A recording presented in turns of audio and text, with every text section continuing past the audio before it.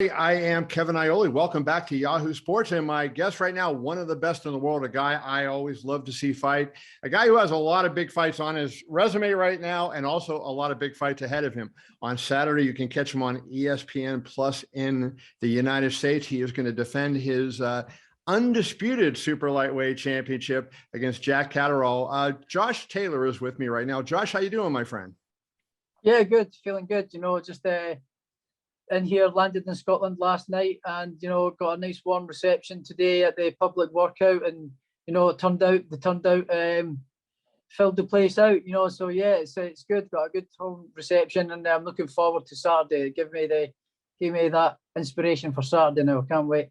Fighting in Glasgow, Scotland, for people who don't know. It's been, what, 3 or 4 years since you fought in Glasgow. Now that you're the undisputed champion, make it any different? Like, you're such a focus of attention right now. There's not too many undisputed champions out there.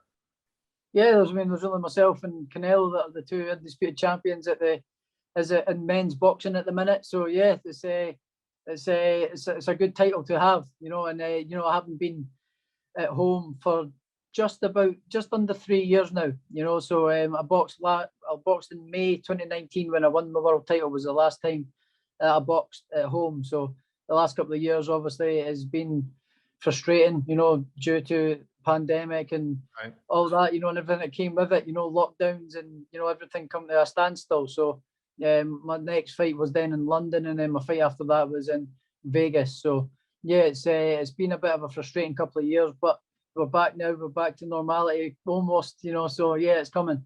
Yeah, I'm really looking forward to being back at home and back in front of my fans. And yeah, they've been starved. Everyone's been starved. The good things happening over here and stuff. So yeah, it's going to be a good night, and I can't wait for it.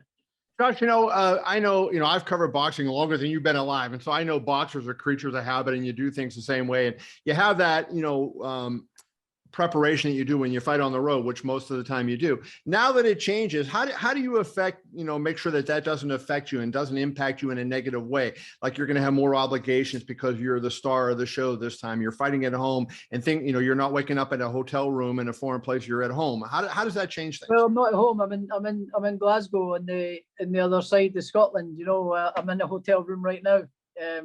So yeah, it's just much more of the same for me. And nothing changes.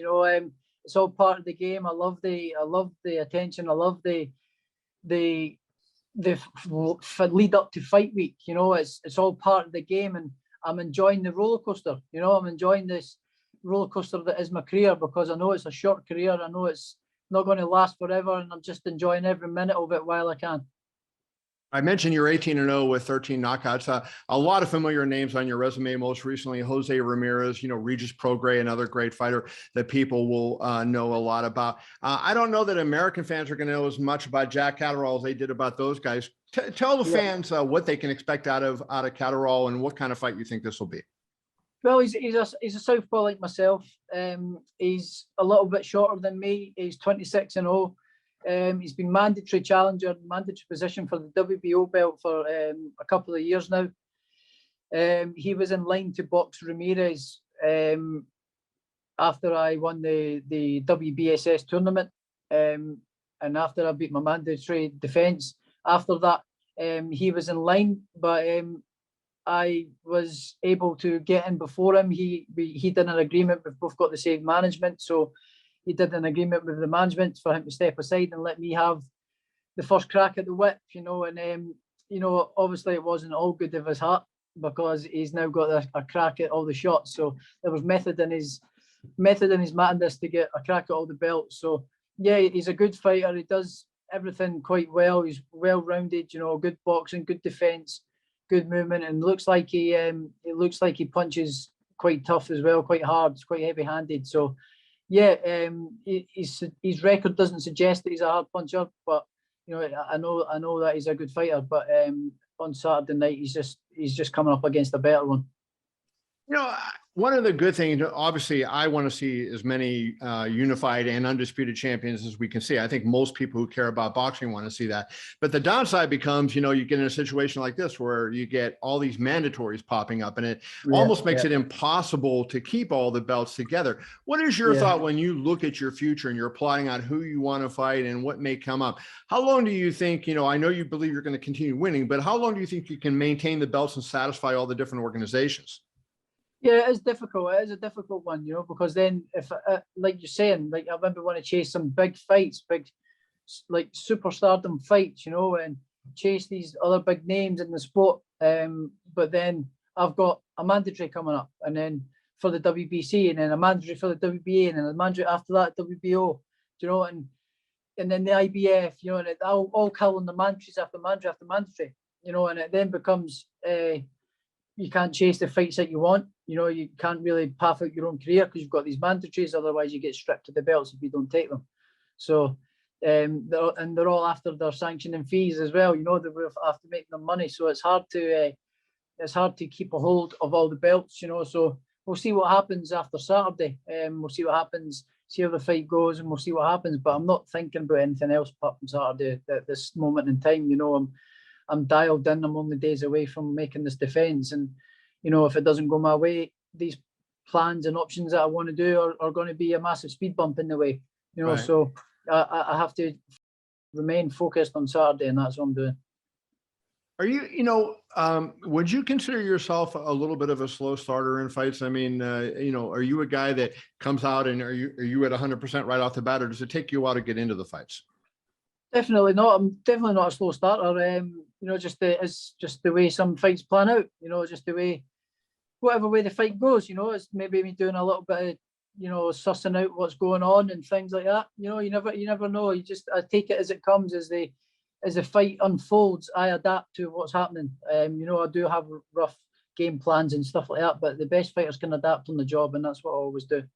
Yeah, and that's what I was going to get to, because what I wanted to ask you is, I wonder, it seems like you're a really smart fighter and a guy that, kind of has an ability to make adjustments on the fly. And, I think of Muhammad Ali, when I think of that, there was nobody better than Muhammad Ali than adjusting, his game plan on the fly. How much, when you're in training camp, do you kind of think of all these different scenarios and work on little things, or is it just instinct when you're in there where you make adjustments? A lot of it is instinct, a lot of it's fighting instinct, but there is a lot that we work on as well. We work on different scenarios and situations and relatively rough game plan, but we work on it all. But we work on what kind of things the opponents do and what the rhythms and that do and that as well. So we focus on what their strengths are, and we need to watch out for, and we also focus on their weaknesses as well. So we've come up with a good game plan that we think's going to work, and we work on these things, and but you never know. We never know how it's going to unfold until the first bell rings. So you can have a plan all you want, and then the first bell rings and the fight goes a completely different way. But the best fighters can adapt and change, and that's what I'm very good at doing. The late great trainer Emmanuel Stewart used to always talk about undefeated fighters, and he said, hey, you may not know who he beat, you may not have seen many of his fights, but there's something that goes with being undefeated.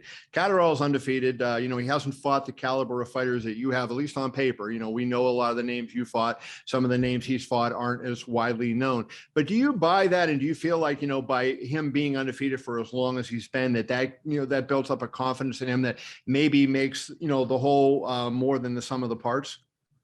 Well, he's undefeated. He's beat everyone that's been put in front of him. He can only beat what's been put in front of him. So I don't think he's boxed at the level I've boxed at as a professional. But having said that, I've watched him, and he's a very talented fighter. He's just not had the opportunities to showcase what he can do. So this is his chance, and what a chance it is. So he'll be up for it. Well, let's finish this with this.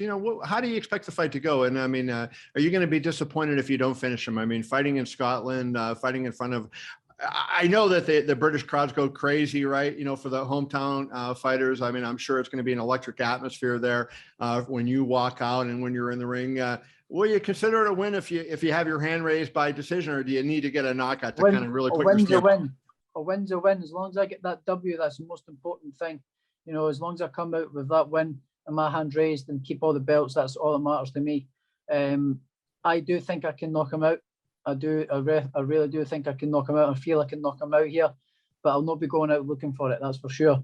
If it comes, it comes. I'll jump on him and I'll make sure I beat him to a pulp and get the fight out there. If I see him hurt, I'll smell the blood and I'll get him out of there. If you do not know this guy, don't miss him on Saturday, because Josh Taylor is a lot of fun to watch. He's beaten a lot of really good fighters. Going to have a good fight on Saturday on ESPN Plus in the United States. Josh, all the best to you. We will talk to you soon. Thank you. Cheers. Thanks for having me. Thank you.